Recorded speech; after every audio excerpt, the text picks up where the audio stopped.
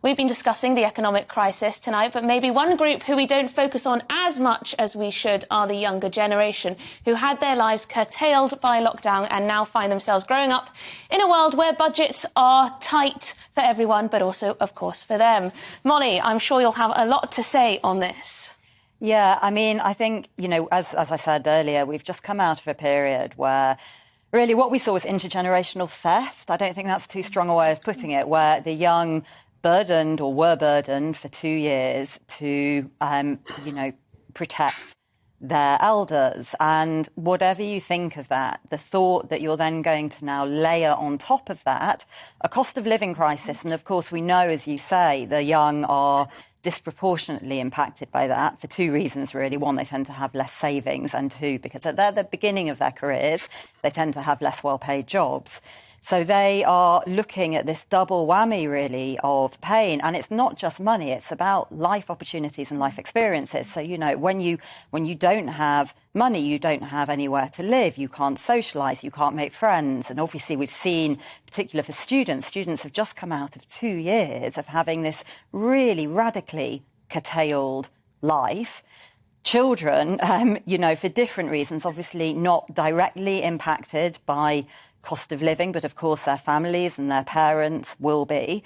And children and their education have been, chronically underinvested for decades, really, but particularly these last 2 years. And of course, money that might otherwise have been available to help children recover and to help them flourish, to help even our youngest children, with early language intervention and essential things like this in light of the pandemic, that money is now not there, and it has now been pulled to other areas. And once again, it is the children and the young people who are the perennial losers.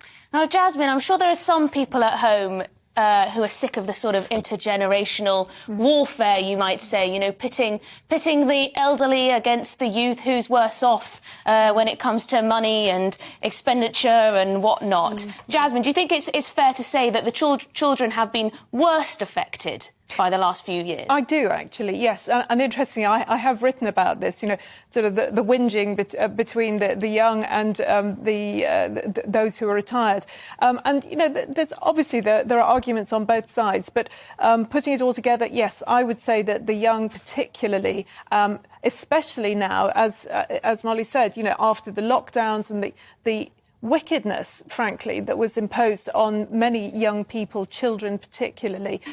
Yes, I think they have absolutely... But it was wicked, was it not, to the elderly people who were left in their homes, couldn't be visited by their family, and I'm not sure it was worse for any one group or another, really. Agreed. No, I think when it comes to just general life, absolutely. I mean, and of course they weren't at risk of death. No, absolutely, very true.